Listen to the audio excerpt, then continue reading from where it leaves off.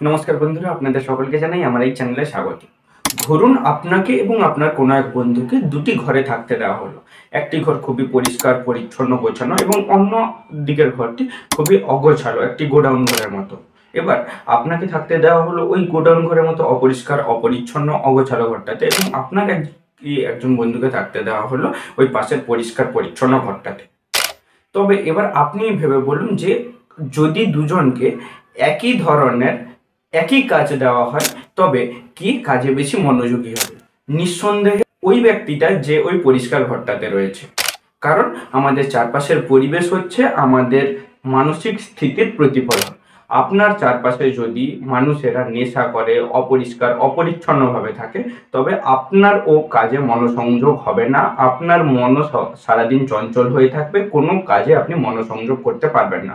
অন্যদিকে যে ব্যক্তিটার চারপাশে ভালো মানুষজন রয়েছে, যে ব্যক্তিটা খুবই পরিষ্কার পরিচ্ছন্ন একটি গোছানো পরিবেশের মধ্যে থাকে, একটি হাইজেনিক পরিবেশের মধ্যে থাকে, তার মানসিক স্থিতি আরও অনেক বেশি হবে।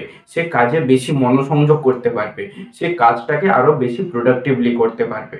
তাই আমাদেরকে কয়েকটা জিনিস করণীয় যেগুলো, সেগুলো করতে হবে। এক, আমাদেরকে চারপাশের মানুষজনের সঙ্গে মেলামেশা করতে হবে। দুই, আমাদেরকে সুষম খাবার গ্রহণ করতে হবে। তিন, আমাদেরকে মানসিকভাবে শক্তিশালী থাকতে হবে, মেডিটেশন করতে হবে। আরও মানসিকভাবে আমরা কীভাবে আরও প্রোডাক্টিভ হতে পারি সেদিকে আমাদের খেয়াল রাখতে হবে। আমাদের চারপাশের পরিবেশ, ঘর, নিজের রুম, নিজের চারপাশের পারিপার্শ্বিক এলাকাকে পরিষ্কার পরিচ্ছন্ন রাখতে হবে। এতে আপনার কনফিডেন্স লেভেলও বাড়বে এবং আপনি খুব প্রোডাক্টিভ এবং ক্রিয়েটিভভাবে নিজের গোলের দিকে এগিয়ে যাবেন।